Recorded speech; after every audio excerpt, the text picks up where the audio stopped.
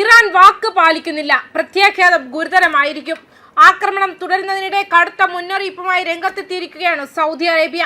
Iran നൽകിയ വാഗ്ദാനങ്ങൾ പാലിക്കുന്നില്ലെന്നും അയൽ രാജ്യങ്ങൾക്കെതിരായ ആക്രമണങ്ങൾ തുടരുകയാണെന്നും സൗദി അറേബ്യ വ്യക്തമാക്കിയിട്ടുണ്ട്. വിമാനത്താവളങ്ങൾക്കും എണ്ണ നിലയങ്ങൾക്കും നേരെയുള്ള ആക്രമണങ്ങൾ അന്താരാഷ്ട്ര സുരക്ഷയ്ക്ക് ഭീഷണിയാണെന്നും അന്താരാഷ്ട്ര നിയമങ്ങളുടെ നഗ്നമായ ലംഘനമാണെന്നും സൗദി വിദേശകാര്യ മന്ത്രാലയം പ്രസ്താവനയിൽ അറിയിച്ചിട്ടുണ്ട്. സൗദി അറേബ്യയ്ക്കും ഗൾഫ് സഹകരണ കൗൺസിൽ അംഗരാജ്യങ്ങൾക്കും മറ്റ് അറബ് ഇസ്ലാമിക സൗഹൃദ രാജ്യങ്ങൾക്കും നേരെ ഇറാൻ നടത്തുന്ന ആവർത്തിച്ചുള്ള ആക്രമണങ്ങളെ സൗദി അറേബ്യ ശക്തമായി അപലപിക്കുകയും ചെയ്തു. ഇത്തരത്തിലുള്ള നടപടികൾ ഒരു തരത്തിലും അംഗീകരിക്കാനോ ന്യായീകരിക്കാനോ കഴിയില്ല.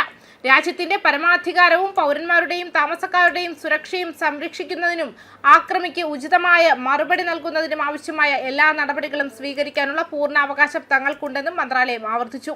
സിവിൽ കേന്ദ്രങ്ങൾ, വിമാനത്താവളങ്ങൾ, എണ്ണ ടാങ്കറുകൾ എന്നിവ ലക്ഷ്യമിട്ടുള്ള ആക്രമണങ്ങൾ മേഖലയുടെ സ്ഥിരത തകർക്കാനുള്ള ഇറാന്റെ ഗൂഢാലോചനയാണ് തെളിയിക്കുന്നതെന്നും സൗദി വ്യക്തമാക്കി. അയൽ രാജ്യങ്ങളെ ആക്രമിക്കാൻ പദ്ധതിയില്ലെന്നും അത്തരമൊരു തീരുമാനം തങ്ങളുടെ നേതൃത്വ കൗൺസിൽ എടുത്തിട്ടുണ്ടെന്നും ഇറാൻ പ്രസിഡന്റ് നേരത്തെ വ്യക്തമാക്കിയിരുന്നു. എന്നാൽ ഈ പ്രസ്താവനകൾ പ്രാവർത്തികമാക്കാൻ ഇറാൻ തയ്യാറായിട്ടില്ല. ഇറാൻ പ്രസിഡന്റിന്റെ പ്രസംഗ സമയത്തും അതിനുശേഷവും യാതൊരു അടിസ്ഥാനവുമില്ലാത്ത കാരണങ്ങൾ നിർത്തി ഇറാൻ ആക്രമണം തുടരുകയായിരുന്നു. യുദ്ധത്തിൽ പങ്കെടുക്കാൻ സൗദി അറേബ്യയിൽ നിന്നും യുദ്ധവിമാനങ്ങളും ഇന്ധനം നിറയ്ക്കാനുള്ള വിമാനങ്ങളും പുറപ്പെടുന്നുവെന്ന ഇറാന്റെ ആരോപണം പൂർണ്ണമായും തെറ്റാണെന്ന് സൗദി നേരത്തെ തന്നെ വ്യക്തമാക്കിയിരുന്നു.